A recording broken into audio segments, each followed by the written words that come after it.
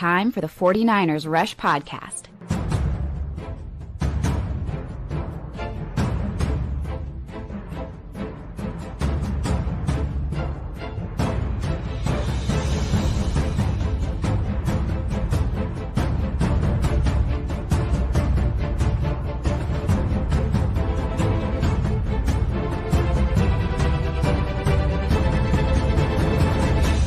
And here's your host, John Chapman.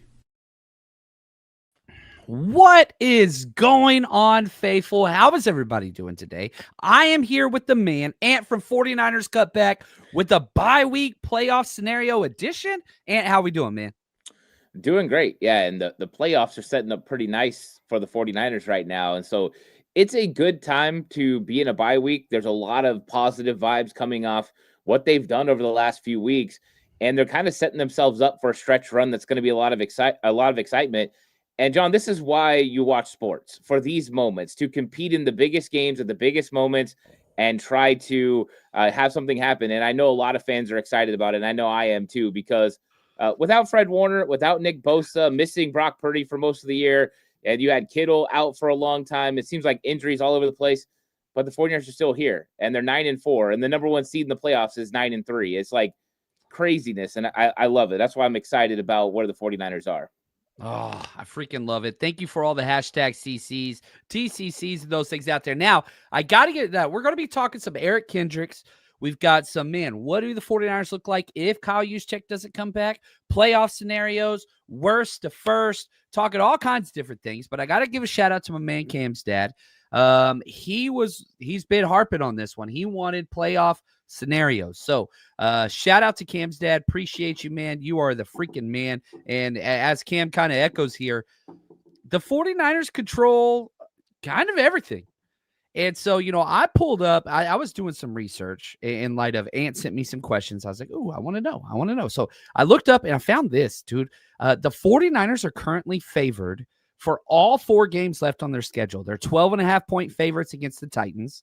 They're 3-point favorites on the road currently to the Colts, 2.5-point favorites to the Bears, and 2.5-point favorites to the Seattle Seahawks. I was a little shocked. Like, I know you get like the 3-point swing when you're the home away. So like you could argue, oh, they're not technically favored if it's 2.5 points at home, but they are still betting favorites to win the game. So the very first question I want to get to before we even get to playoff scenarios, Ant, how likely is it, or is it even likely that the 49ers could even run the freaking table? Like, is that insane to even bring up right now?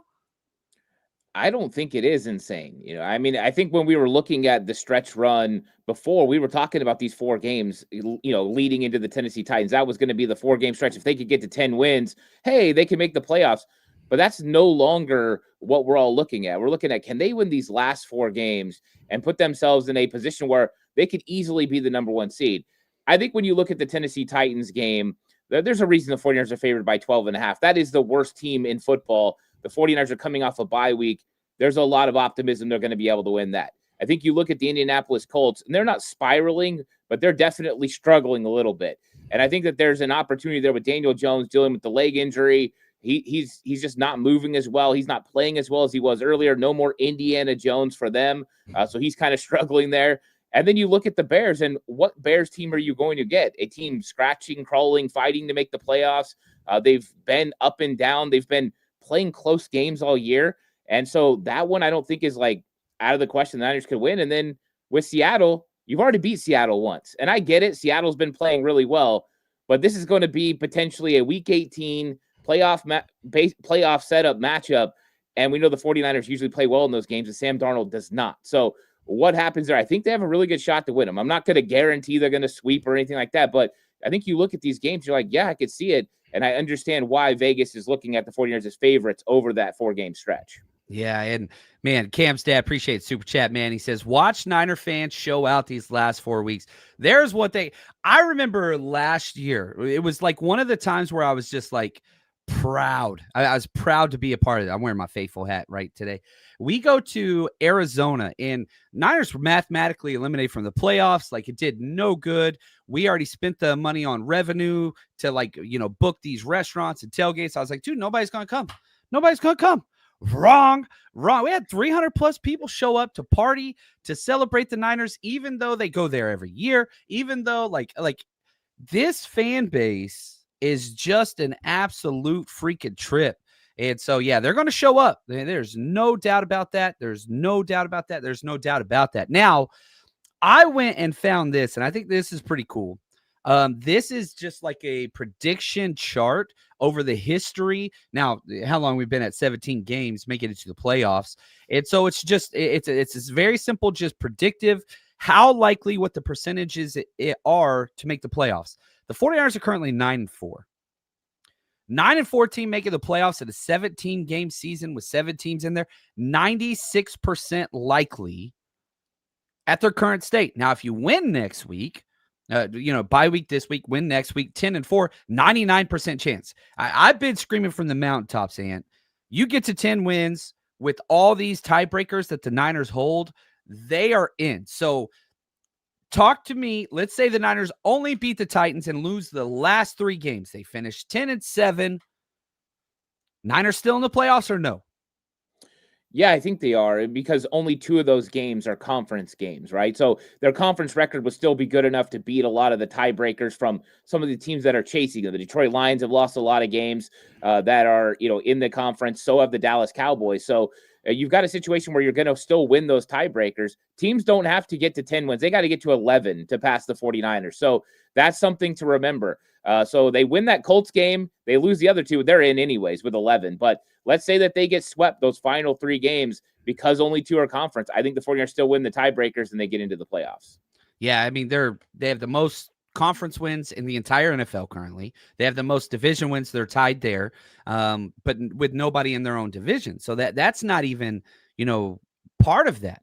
So I'm sticking to kind of my claim that the Niners get one more win. You just had to get to 10 with the tiebreakers and everything in place. They're in the playoffs. So there's this, I mean, we just went from a question of winning out to 10-7. And so you have this ceiling and floor where it's like, man, you just got to get one. Even if you lose to the Titans, but you win another game. It's funny, this Titans game is probably the least important. The Titans and the Colts game, least important. The 2 conference games for sure. Again, just strengthening those tiebreakers, which is such a big deal. And if you're the Lions, right? And yeah, I saw that we got, a comment tonight for the Lions game. And I want to talk about that and just kind of where you see what that looks like. But the whole idea is this. These 2 teams are playing tonight. And shoot, who do you want to win? Because the Lions are directly behind the 49ers, but we own all those tiebreakers. So technically it's a 1.5 game back. Then you've got the Cowboys, who are a game and a half back, but they have that tie. What's best for the 49ers, in your opinion? Who wins tonight, the Lions or the Cowboys? Well, I don't think the Cowboys are a legitimate wild card team. I think they're more in it for the division. I think they're trying to catch Philadelphia. That's the easiest path, because actually Philadelphia is closer to reach than the 49ers are, because the 49ers are 9-4. Philly's at 8-4 right now because of the bye. And so I think that, Dallas winning that game would put Detroit further out and kind of cement those top 7 teams as potentially getting in. I think it would just further the 49ers' chances. So I never root for the Cowboys and I never root for the Lions. Usually I'm kind of like Christian McCaffrey, especially when the Cowboys are playing. I hope both teams lose. But in this case, yeah, a tie, something like that would be phenomenal for the 49ers, I think, when it comes to percentage. But really, I don't think it matters. I think both those teams, you want them to suffer losses over the next couple of weeks and kind of just stay out of the playoff mix. Let's roll with the 7 teams that are in there, because I don't really want to see Detroit. I'd rather play Dallas if I was the 49ers in the playoffs. You got ownage on them. They're so inconsistent. But with Detroit, you just never know. With all the speed and all the athleticism, I'd rather them kind of stay out of the mix and not get into the playoffs, because they're a little bit more dangerous than Dallas. So I can't root for Dallas. That's just an impossibility for me. I won't allow it to happen. So I'm going to go ahead and say I hope they tie or both teams lose, and I know they can't both lose. I love it. Shade says, John, remember, you're not rooting for the Cowboys. You're rooting against Detroit. There you go. Now, if there was a pathway to where the Cowboys win the NFC East and then the 49ers play there in the wild card round, oh my gosh. Like, that is a dream come true. I would be willing to, man, I can't root for them. Can't do that. Again, it starts to peek into the brain, and you're just like, you know what? This might work out. I'm okay. And then as soon as I see that, 1-star Yelp review on the side of their helmet, I just can't do it. And so I can't root for them. But man, I would sign up for a 49ers visiting the Cowboys wildcard weekend in Dallas. Man, that might be the best possible matchup the 49ers could possibly have. Bobo says, I want the Cowboys to win because I can't stand Don Burr.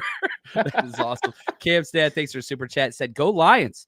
They are up for L.A. They play the Rams here next week, so they get a little bit of extra rest, which is nice. Maybe get on a little bit of a run there, go in there, beat the Rams. We want the Rams to lose above everybody else. But yeah, I'm with you, Q. Never the Cowboys. I just can't do it. I just cannot do it. Can't do it. But no matter what, one of those teams are going to lose. And so that's kind of where it is. Look at this. I like this. Q says, Dan Campbell goes for it too many 4th and 1s to get a tie. That is very true. That dude cost his team so many games. I love Dan Campbell. It's just, man, I hate watching him just lose games because he refuses to kick field goals. Sometimes you got to take the points, man. Sometimes you got to take the points. Okay, so let's talk about the 49ers currently in the 7th seed. Now, another one of the games this week is Green Bay versus the Chicago Bears.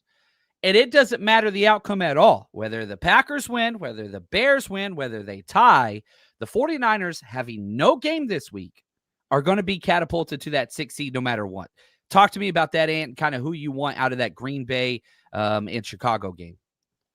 Yeah, it's interesting because if you want the 49ers to get the number 1 seed, they have a game against the Chicago Bears. So Chicago Bears beating Green Bay doesn't hurt the 49ers. They can kind of catch the Chicago when they play head-to-head and get another tiebreaker on them head-to-head, another conference win. So that's how I always look at it. And I look at that game and say, okay, they can get the 10 wins as long as when the 49ers play them on, that Sunday night game, they take care of business. So I'm kind of, I mean, once again, it doesn't really matter who wins, but I'm kind of looking at the Bears and saying, hey, if you guys could win, say it's the number 1 seed, when the 49ers get there, maybe they'll catch you and pass you because we need the NFC North to also beat the Rams next week, right? We need the Lions to beat the Rams to kind of put the 49ers in a position for that game to really matter when it comes to possibly getting a divisional championship and getting a top 4 seed.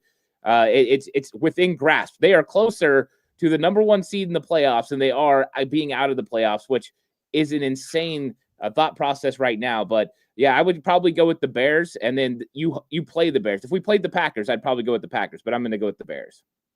Again, that statement you said, the 49ers are closer to the 1 seed than they are to being out of the playoffs. That is just crazy with all the injuries, all the obstacles, going 8 straight weeks, win-loss, win-loss, win-loss, win-loss, win-loss. To get to 9-4 with this roster, Kyle Shanahan's not going to win Coach of the Year because the Writers Association is just a bunch of idiots. No offense. I think they're good at what they do, but they're not good at voting for Coach of the Year. How many Stefanski has 2 Coach of the Year things? Like, how the hell is that even possible? Like, no 1 playoff win? All right, cool. Good job, man. But this is incredible. So I don't want to get out of the playoff talk scenario. I have some more questions for you. Where do you rank, this is just a little sidebar, where do you rank this year for Kyle Shanahan as far as best coaching performances for the 49ers since he's been here in 2017? I think because of all the obstacles and the injuries and everything they've overcome, I think this is probably his best coaching job. And I know they went to the Super Bowl twice, but those 2 teams had a lot of talent and they didn't withstand the injuries like this team did. If this team didn't have the injuries, who knows, right? If Fred Warner and Nick Bosa were still playing, this could be an 11-win team right now. That's how big of a difference it's made. But Kyle Shanahan, Robert Saleh, and we got to throw Brent Boyer in there. These guys have done such a great job with how they've got these guys up to speed every single week. It's been like a revolving door at certain positions, and yet they've found consistency in play. And even when you struggled 1 week to the next, they recovered. They figured out how to, I call it mask weaknesses and highlight strengths. And that's what they've been finding, what they could do with their players, putting them in the best positions to be successful. And it starts with Shanahan and that mindset. There is a real thing called next man up mentality, and a lot of people poo-poo it.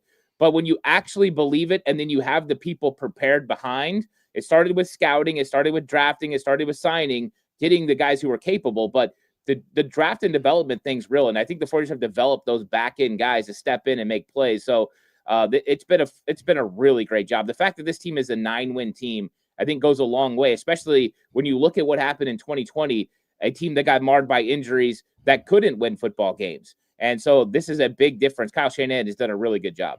Yeah, it's up there, man. Incredible job. I like this from Luis. He says, fear no one, play the best to be the best. I ain't scared of nobody.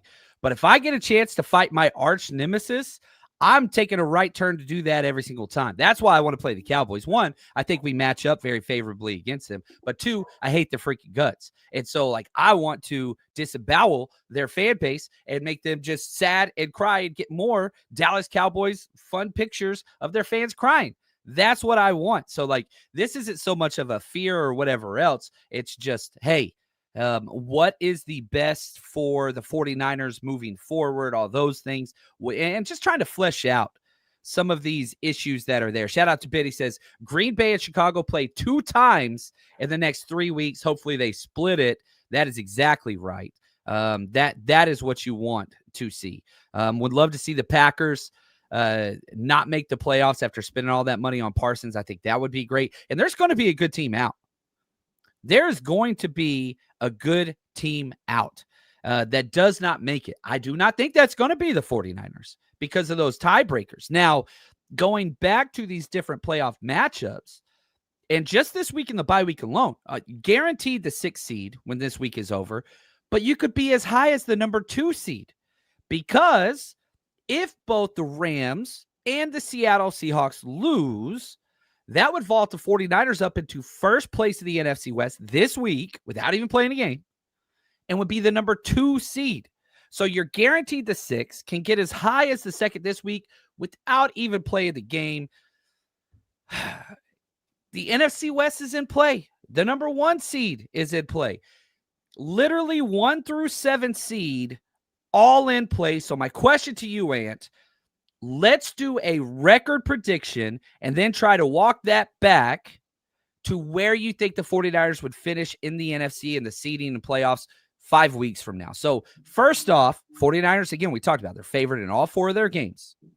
How do you think the schedule plays out with the win-loss ratio over the last 4? Well, I think they beat Tennessee. I think that one, I wouldn't want to call it a foregone conclusion, but they're not going to walk in that game and take Tennessee lightly, especially with what just happened to the Rams with Carolina. Everyone knows how important those games are. 49ers have had games this year. John Lynch even said they felt like they should have won. So that's not going to happen. I think they beat the Colts. I think that the Colts, if this was a few weeks ago, they were kind of rolling. I think that they're starting to show, some cracks. I think they're starting to struggle a little bit. And I think that as long as they can not slow down Jonathan Taylor, but just kind of him up just a little bit, I think that they'll be okay against the Colts. So I think they'll win those 2. I think that it comes down to the question marks for the final 2, where I think they can beat Chicago, but I don't know what's going to happen with Seattle because I don't know if that game's important or not, right? If the Seattle Seahawks lose to the Rams, come into a situation where they're not playing for the division, they're just playing for seeding, do they just call it a day, right? We're going to rest for the playoffs. Chill.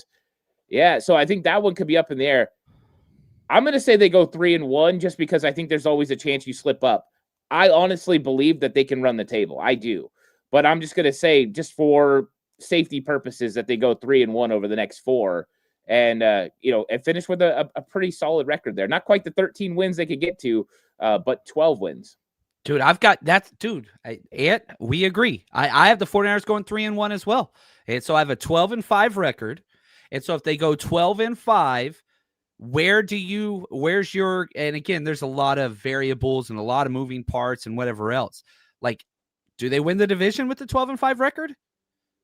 That hinges on the Detroit Rams game and the Seahawks Rams game. Those games are going to be entirely pivotal. I think that's the difference between the 49ers being division winner and a top 4 seed and the number 5 seed in our equation that we're talking about. I think if they get to 12 wins, they'll at least be the number 5 seed in the playoffs in the NFC. But if the Rams slip up a little bit, that's when you need help. If they slip up, then I think they go all the way to the division lead. And then number 1 seed is still in play because Packers still play the Bears. There's a lot of Bears games. If one of those wins for the 49ers is against the Bears, then all of a sudden they're the number 1 seed. So I think there's a lot of moving parts, but I think they're no worse than 5 if they go 3-1 and win 12 games this year. Yeah, I would agree with that. And then they would be hosted by the lowest record division winner, right? And so that's where they would be in that kind of 4-5 matchup, which I love that 4-5 matchup. I like that is the spot to be in. It probably be, whoever makes their way out of it, probably be Tampa Bay, to be honest with you. Could be somebody from the NFC East, could be Philly, could be Dallas and all those things. But I agree with you. I'm right there, and I got to give shout out to Ben. He's got a Blues Brothers reference, so I have to read it. I am obligated. He says, we return from home from the Colts. We will run the table at home all the way through February 8th. We are on a mission from God.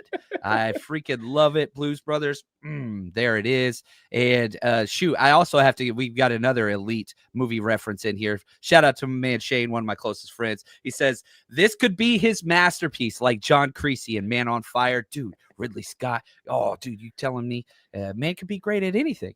But yes, that is Kyle Shanahan. I freaking love it. So 1 seed to kind of 6 seed. Like, I don't think 7 seed is really a viable option for the way this season's going to go. I think anywhere from 1 to 6. I've got the 49ers going 3-1 down the hall, 12-5. You have them going 12-5.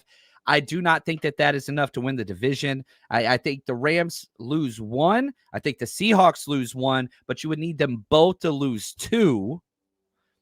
I think one of them could just lose 1 game, probably going to be the Rams. But every time the Rams lose, we are so excited. It is wonderful for everybody. Now, if you are going to any football games this season, home, away, wherever, if you get your tickets, got to go through TickPick.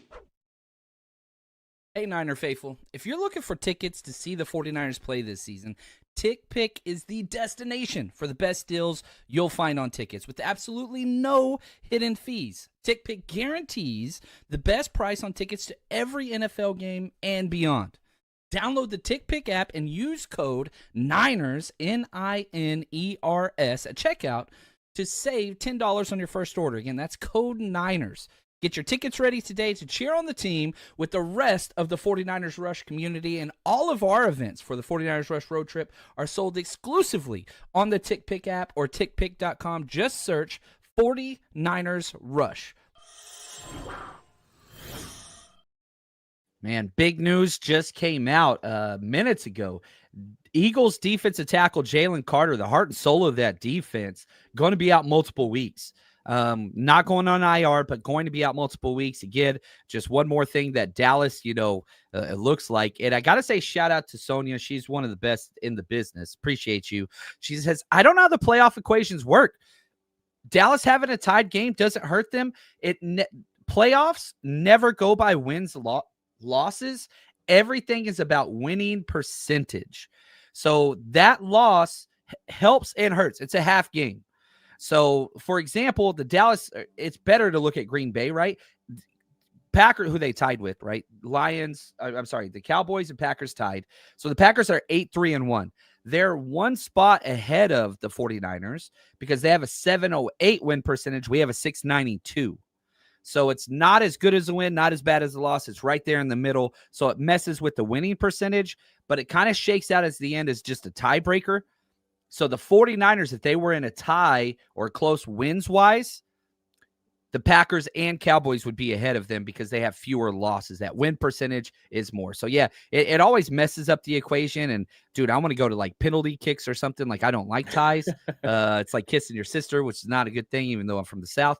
No, you don't do that. You don't do that. So I don't want ties, but they always have to fight with the TV networks to kind of guarantee the in-game point, whatever else. What are your thoughts about the Cowboys and Packers having that tie on their record and how that would shake out in the playoff stacking seeding? Yeah, I'm not sure it's going to matter in the long run. A lot of times you look at the tie as more of a negative than a positive. You want a win in those situations.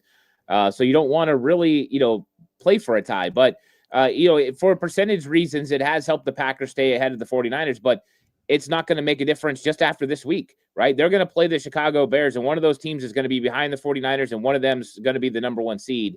and that tie is pretty much irrelevant. I don't think it ends up playing into the overall playoff scenarios. But it's always an interesting dynamic when you have that tie in there, because like you brought up, you could have the same amount of wins, but because that team has that tie, percentage-wise, they're going to stay just ahead of you.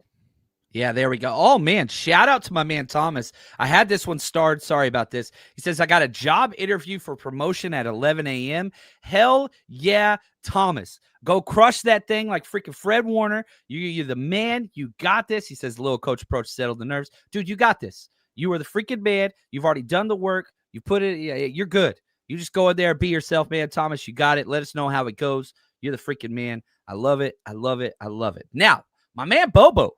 Look at this, coming in with something positive. What's up, Bobo? I like it. He says 49er coaches say Eric Kendricks is looking good. He posted yesterday. He got his jersey, number 43. What do we make of Eric Kendricks? This is a weird one. So talk to me, Ant, just about your expectations with this new linebacker. Obviously, the 49ers are injured at the position. What does Eric Kendricks have to do with the Niners depth chart moving forward? Yeah, this is one that I've been actively trying to work through because Eric Kendricks, right, he was a Mike linebacker. Then the 49ers wanted him to play Will last year. Then he went to Dallas and he played Mike. And he's got those abilities. And I think that they signed him right after Curtis Robinson's first time starting at Mike.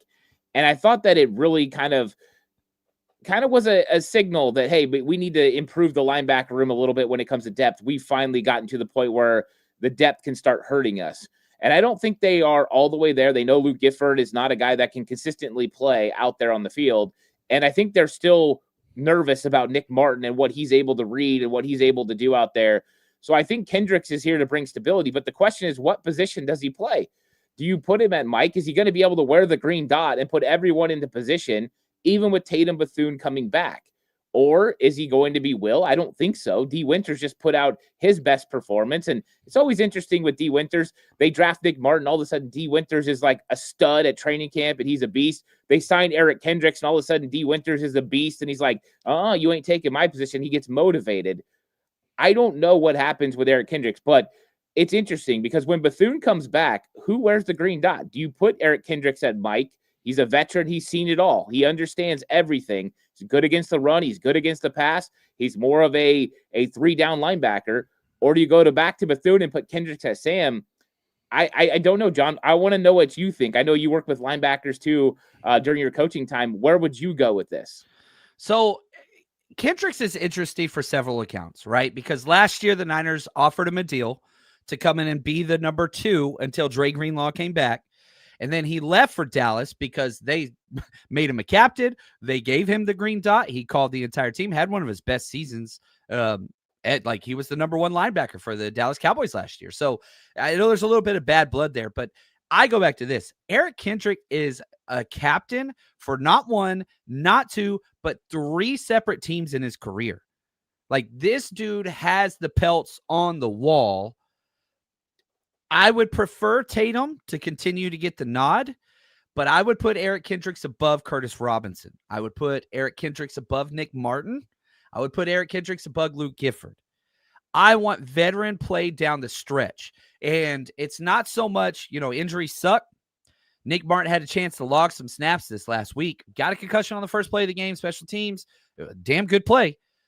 But now I feel like the focus is shifting into, all right, it's playoff mode. It's veteran experience mode. It's all those things. If Tatum comes back, I want Tatum. But outside of, I want Tatum, I want D. Winters, and then I want Kendricks. Those are my 3 that I would like to move forward with. So, if Tatum is not back at 100%, then I want Kendricks out there taking the Mike snaps. That's what I want. And so again, Mike Sam, I think he could do both. He hasn't played in this defense before, but let's be honest, this dude's played, 10 plus years. I think he's at pretty close to $60 million, made in his career. Second round pick out of UCLA like a decade ago. So I want Kendricks out there, but not at the expense of Tatum Bethune, who I just think he continues just looking really, really quality and just always getting the damn job done. Right here, Logan says, do you think they'll start Kendricks even if Tatum returns? I would not. But if Tatum ain't 100% and logged several practices, then I want Kendricks out there. So here's the question. Who do you have starting this next game against the Titans? Like, let's predict it a little bit. We don't know how the practice reports are going to go with Tatum Bethune. They're expecting him back. I trust the Niners on a lot of things. Never injury updates. Who do you think if, does Tatum start? Does Kendrick start? Yeah, I don't know where Tatum Bethune is in his recovery. If I knew for sure he was 100%, I would probably say they start Tatum Bethune. He's the one that had the green dot. He's the one that's the most comfortable with this defense. If I knew Kendricks was up to speed, they could probably wait on Bethune a little bit. But I think Bethune's going to be motivated now, too. You don't want anyone playing your spot, even for 1 week, because if they outplay you, things start getting a little bit dicey. So I wonder what they do with Kendricks. I was thinking this as you were talking. Like I said, I've been working this thing through. I think it's Tatum Bethune and D. Winters that play those positions. You get Kendricks to play Sam. He probably plays those, 15 to 20 snaps, especially kind of helps him work in. And then I wonder if they start using him on some sub packages here and there, 3rd and long, maybe putting him out there, pulling Tatum Bethune off, where you get your 2 best cover linebackers out there, Kendricks and D. Winters, and let them kind of roam. And I think that is something he could be successful at. So another change-up. 49ers have designated pass rushers. Why not designated linebackers that come in on obvious pass downs to kind of help you out a little bit? They could go that direction as well. Yeah. And shout out to Shane. We talked about this last night. We had a Zoom hangout for our the49ersrush.com and our Patreon. And man, look, Tatum Bethune, this is Shade's comment. Thank you, brother. He says Tatum Bethune was getting 15 tackles a game. He's a killer in the run game. Curtis Robinson comes in. Shout out to him. Walter Payton Man of the Year 2 times in a row. Everybody loves Curtis Robinson. He's just a special team stud that can fill in. But yeah, Curtis Robinson averages like 5 tackles a game. But here's the thing with Curtis Robinson. There haven't been coverage busts or communication busts since he's been there. So you go back to Tatum, you get the better run support, the tackling machine, all that stuff, coverage and liability. How do you mix and match both? That's going to be difficult. And, we've got right here, David. He says, hoping Kendricks can provide a little boost along with Bethune. Eter Gross Motto, Samo. Man, I got to get Samo back, dude. Freaking love that dude. I think he's still going to miss 1 more game, but that's kind of where it is. And Ben right here, just because of the stakes, I want Kendricks even over Tatum. Kendricks has 10,000 snaps of experience. No knock on Tatum. We could use the vet. You're playing teams like Matt Stafford. You're playing teams like the Rams. That is going to come into play big time. And I'm sitting there thinking like, okay, if I'm Eric Kendricks, had a great year last year, didn't do training camp, didn't play, why come out now? Why come play now? So like, I'm wondering what those conversations were like. Mm-hmm. I don't think the Niners are the type of team that says, hey, you come back, you get everything. But, hey, you can come back and compete. But, man, that veteran experience at the Mike position, the most valuable veteran experience, like, I don't know, man. I don't know. So it's been crazy for this take. John, they had to have told him he was going to have an opportunity to play. Because, remember, he turned down Baltimore's practice squad. Not that long ago, 5-6 weeks ago. He turned them down. But he came to the 49ers. They had to have said, you're going to get playing time. There's no way he comes back now, signs up for the practice squad if he's not going to play. And if it is a communication thing with Tatum Bethune, and Curtis Robinson's been so much better with communication, well, Eric Kendricks might be the best of both worlds. He's a better communicator, and he's a better player than Curtis Robinson. You might get a better communicator than Bethune, a better player than Curtis Robinson. Now you get an upgrade at Mike linebacker. I wouldn't put it out of the question. It will be weird seeing a number 43 playing linebacker, though. That's going to be interesting. I've never really seen that. The 48 of Bethune, like Fred Warner, that was always weird for me anyways. But now a 43, that'll be kind of fun. He's got the long hair, too, so that'll be cool. We'll make it work. Leon says, can Kendricks play Gifford's spot? Yes. I don't want Gifford played on defense, special teams only. Everybody agrees with you there. Look at this. Vets rule, rookies drool. I like that. Phil, appreciate it. Super chat, brother. He says, can't believe I missed the Zoom hangout. Hey, don't fret. We're doing 2 this month. So we're going to do another Zoom hangout right after the Chicago Bears on that Tuesday, heading into that last week, Seattle. So if you missed this week's Zoom hangout, we're doing one in 3 weeks. So we'll be doing it, right after that Bears game. We'll be having another one. That's where that's going. So real quick, talk to us real quick about what you've got going on your Patreon and your channel and what we can check out with you, especially during this bye week.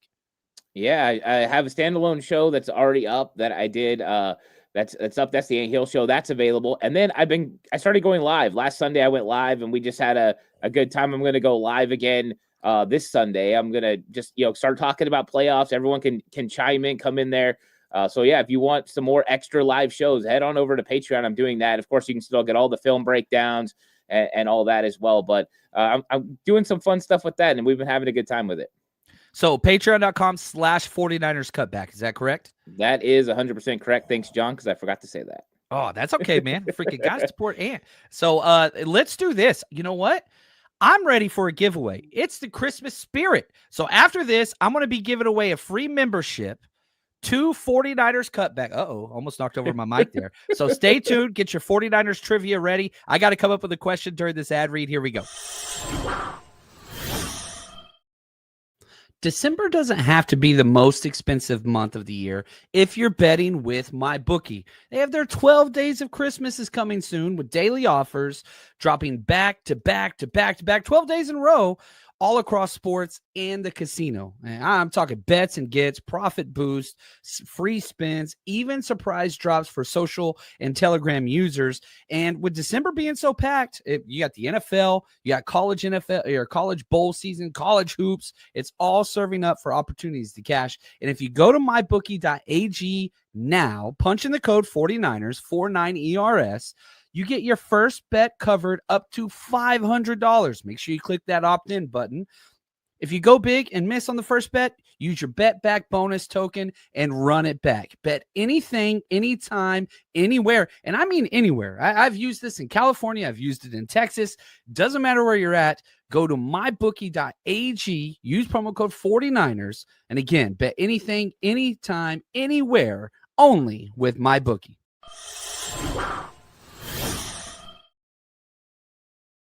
Oh, look at this. Cam's dad. I love this. Kendrick wants 2 things. Number 1, a ring. He doesn't have one. And number 2, amends to Kyle. You piss off Kyle Shanahan, dude, that Shanahan loyalty program out the window. But if you can make amends to Kyle, you got a coaching career for the rest of your life. Your kids got coaching jobs. Everybody gets coaching jobs. That is the Shanahan loyalty program. That is what's up. So here we go. We're talking about weird number 43 for Eric Kendrick. So here's the question. The first one that gets it right in this chat, I'm going to pay for your Patreon membership, any level you call it, over on Ant's 49ers Cutback for the rest of the season. So first one that shows up in my feed, remember, just because your question's first on your feed, we're on multiple platforms. It's first one on my feed, so we had to learn that the hard way and piss a bunch of people off. So here's the question. In the 1994 season, when the 49ers won the Super Bowl, who wore jersey number 43? For the 1994 season, a little hint, it was on the offensive side. First one to get that correct in the chat, I will be giving one, so I'm going to give you guys some time to go through this. Who wore jersey number 43? For the 1994, 1994, Waymer did wear that jersey, but not for that season. Was not Darryl Hall. We'll get there. Somebody's going to get the answer. My question for you, Ant, as these questions start coming in, or the answers start coming in, we have a winner. So anyway, we're going to stop right there. The correct answer, Sir Kaiser in the house, baby. Mark Logan, the running back out of Kentucky, 5th round pick. He was only with the Niners for a very, very short time, but he came in 1992. He's with us from 92 to 94. And yeah, he wore jersey number 43. And that's where it is. So, Sir Kaiser, I need you to email me, 49ersrushpodcast@gmail.com. Send me and yeah, we'll discuss all the details there. But for everybody else, go support Ant, sign up, check it out. This week's a good week. And if you don't like it, you can cancel after that. But man, support. So there we go. All right, let's get to this question, which I'm pretty excited about. from liability to asset. I feel like the 49ers have had 3 or 4 players this season that were just so bad and just costing the Niners repeatedly, but have turned into extremely positive players. Jair Brown, D. Winters, who you just talked about. I'm going to throw Juwan Jennings in this conversation as well. Like, man, Juwan Jennings had a couple bad months where he was a negative almost every single game. It hasn't been that way the past few weeks. So you've had these guys go from liability to assets. So, Ant, here's my question for you. If you could pick any player that is getting snaps for the 49ers currently that's kind of been underperforming or a liability, whether offense, defense, special teams, whatever, that you could give that cutback boost to and kind of go on that same thing as Jair Brown or D. Winters or Juwan Jennings, who is the player that you're like, you know what? This guy accelerates his play like those other ones did. Great things are going to happen. Yeah, that's an interesting question because I think you look at the tiers of some of the players and what they do, and there's a couple of guys that stand out. I think if you look at the defensive line, if you could get a little bit more pass rush from guys like Alfred Collins or CJ West, that would help. But you got Itor Gross-Matos coming back, Sam Okawanu, that's probably going to figure itself out. They weren't really meant for the pass rush anyways. I would say D. Winters, but he's kind of started working into there. I'm going to go to the secondary. I'm going to say Renardo Green. Oh! And the reason I want to say Renardo Green is if this guy becomes kind of the player that we know he can be, the 49ers are going to have 2 corners that are really tough to deal with. And what that will do is simplify the defense a lot. That will make it a lot more complicated for offenses. They'll have to go back after Upton Stout. They'll have to try to figure out how to do some things. And with the improvement on the back end from your safeties already, that would give you a really nice secondary to be able to play with. When that happens, then you could take more chances, bring more guys in the box, be more aggressive stopping the run, especially if Renardo Green's going to play a little bit better. And it's not about playing better per se. It's about playing more consistent. I just don't think he's been consistent. It's been kind of hit and miss. There's games he's really good, then he kind of struggles, bad coverage here and there. So we get more consistency from him. I think that defense gets better and better. And for Leon Sandcastle, who asked about which tight end first appeared in WrestleMania, I know my wrestling. I know it was Russ Francis, WrestleMania 2, the Battle Royal. He made it all the way to the final 4. So Andre the Giant won that Battle Royal. He threw out Bret the Hitman Hart and Jim the Anvil Neidhart at the end. So I know my wrestling trivia, but that was a good one from Leon Sandcastle. Good Lord. That was impressive, my good friend. Wow. I've got a bunch of friends that are real big into wrestling. I did get to see, I saw Andre the Giant and the Bumblebee. You guys are the Bumblebee twins or whatever they were. You're talking about, you're talking about the Killer Bees. Killer Bees. There, I was a little kid. I don't really remember much. My dad took me, but that's about all my memories I got. Anyway, that is freaking incredible, Leon. You are the freaking man. I love it. And it's funny because, again, I hate this. My least favorite thing about this show is Ant and I agree too damn much. I wrote down Renardo Green as well. That was the guy that I wanted to take that step up, which, he's been bitched. He got benched for giving up that, double move against the Panthers. He got sat down again whenever he had that, play for the personal foul. It was on a third. It would have been 4th down, gave him a free first down. It's just the consistency, the awareness, the football IQ, and just understanding where you're at. I think that he's got the traits. You put together Renardo Green's best plays this season, and it's like, hell yeah, man. This guy's got it. The low lights, though, in the secondary, you can't really get those because those are touchdowns. Those are huge plays. It's a little bit different offensive lineman versus a corner. You're on an island. And again, I had people.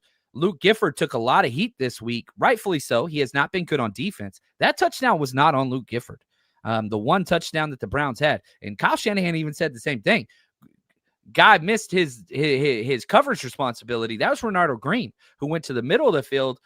You were in cover 3. You once he passes that hash, you got to replace back outside. The touchdown, and even PFF attributed it to Renardo Green, which I was impressed by them. Ooh, they don't usually get that right. But yes, Renardo Green's got so many positives. Just the consistency. And, Logan says, I need Ricky Pearsall to get the ball more. It's coming. It's going to happen. He's running good routes out there. It's just, there are a few. If you told me Ricky Pearsall had 3 touchdowns over the past 3 weeks, I wouldn't be shocked. You had 2 touchdowns eliminated by Ben Barch, and you had another touchdown eliminated by Ricky Pearsall or by Brock Purdy having a bad pass. That was that 3 interception game. Like Ricky's winning the moment. It's just you have to line up with the quarterback and the offensive line. Things have to be in sync. So, Ricky Pearsall, that time's coming. I think this bye week is really, really good for him. But the vibes seem high. And so I'm telling you, number one, I'm not saying start him in fantasy or bet the over or any of that stuff. I think the consistency will return, and I think he will start to produce really, really soon. What are your thoughts on Pearsall and kind of what's going forward this last month of the season? Yeah, I kind of thought he was going to come out more guns blazing, like he was going to be ready to roll and the offense was going to kind of pick up around him. And we haven't seen that. I think we've seen opportunities, but it's not for lack of route running or him doing his job. He's doing his job. He's competing. He's playing a lot of snaps, which I think is good, kind of allowed him to get some work. But he's definitely not the player he was at the beginning of the year because he was coming out of training camp and he had built all that time to get ready, and he was really ready for that moment. So, yeah, I think that this is coming. I think you're right at the right time. And the good thing is you still have 4 games before the playoffs. So this gives Ricky Pearsall a real good chance to kind of get back, get in order. And remember, it was last year. He missed a lot of time. And then he said, hey, I wish the season wouldn't end. I'm kind of building into, how things could go and how I feel I'll be as a pro. I think the same thing will happen now. And that's what you're hoping. He's going to hit his stride. By the time you get to the Colts and the Bears and the Seahawks, maybe he'll be ready to roll. But I like his route running. The route he ran to get a first down on 3rd in the game was really, really good. He set up the corner. He worked it in, worked it back out. It was phenomenal. So Ricky's still doing work out there. Yeah, I agree. It's just a matter of time. And he's blocking well. He's got the energy. He's having fun out there. He's having fun in the locker room. Like, things are kind of escalating to some positive. And what's crazy is, like, for the first time this year, now Kendrick Bourne's his backup.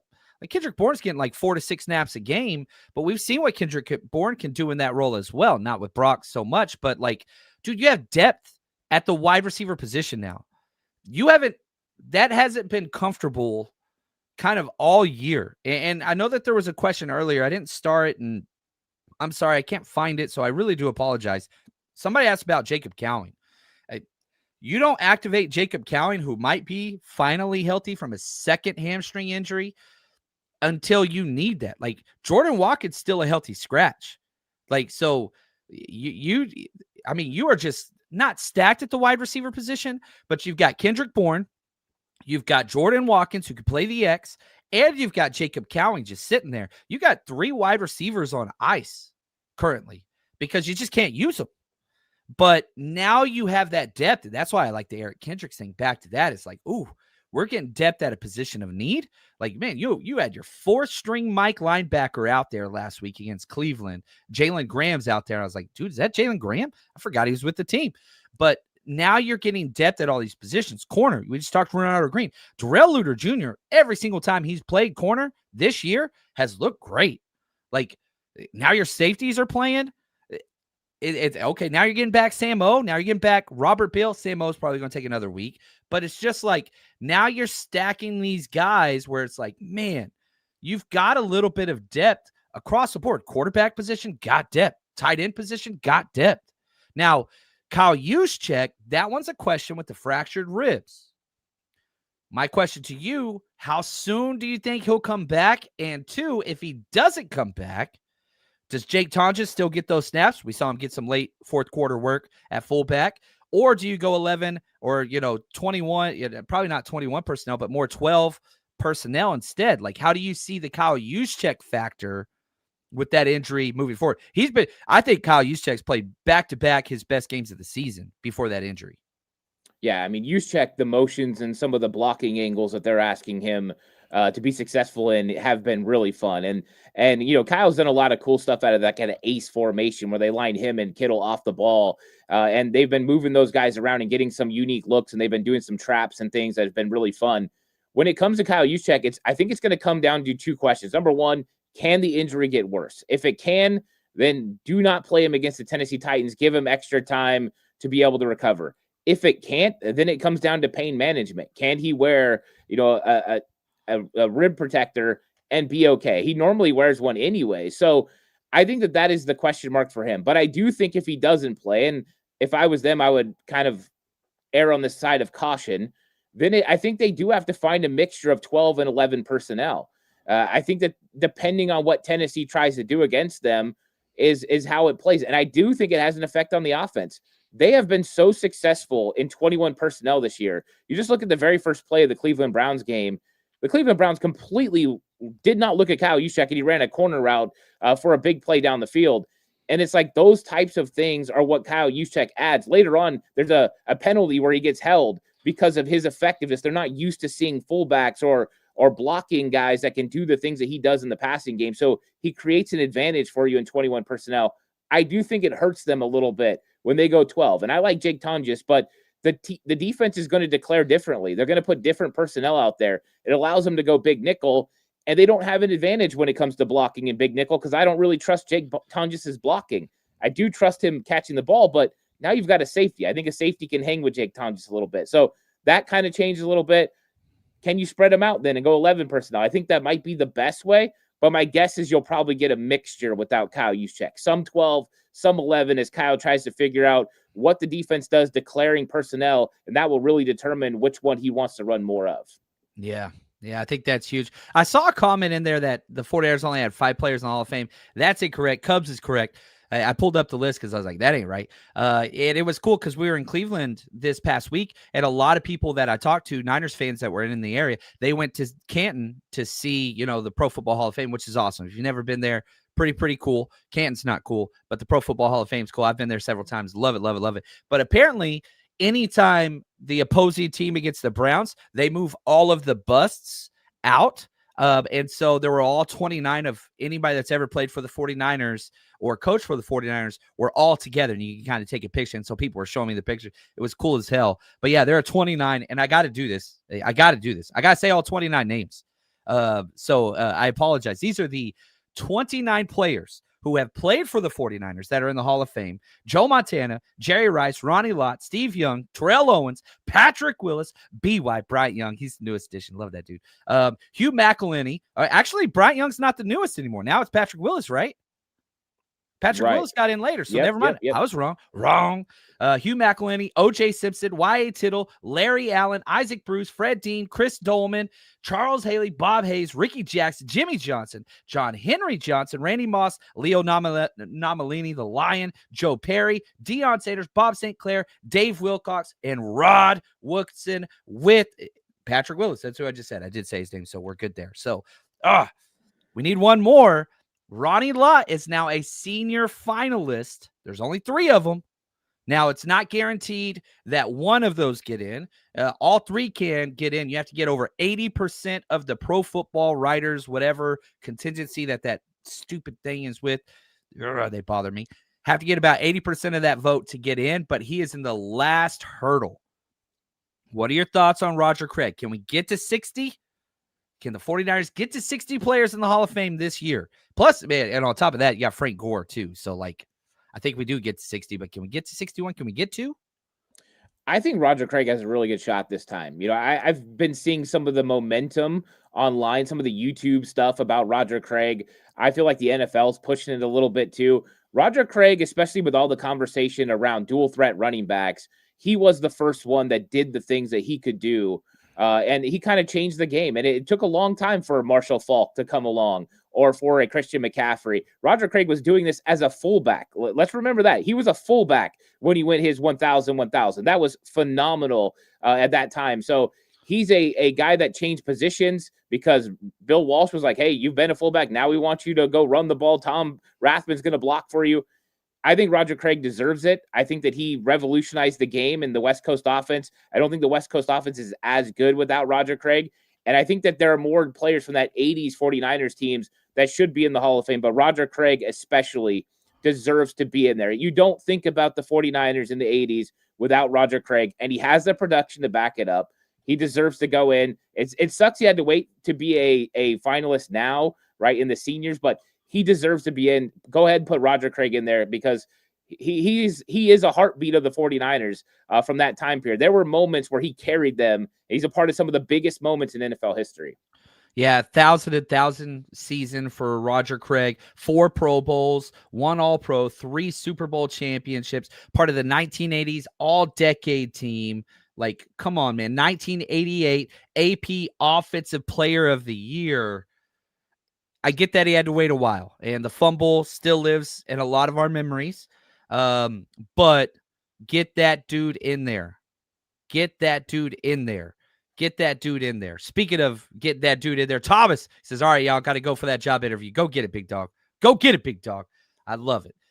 So that's going to wrap up our show. We got some nostalgia. We got some playoffs. We got some ascending players. We got, dude, I had fun today, Ant. And, man, I'm ready to go. I'm ready to freaking go. Let's see. We ain't got a game this weekend. I'm all pumped up. But, man, Ant, you are the freaking man. Just want to say thank you for your time. You're going to be in the Hall of Fame. This dude, appreciate what you do for us. And we'll be back next week. We'll see how it goes. You guys are the best of the best. Want to say thank you to everybody. And as always, stay strong, faithful. Peace.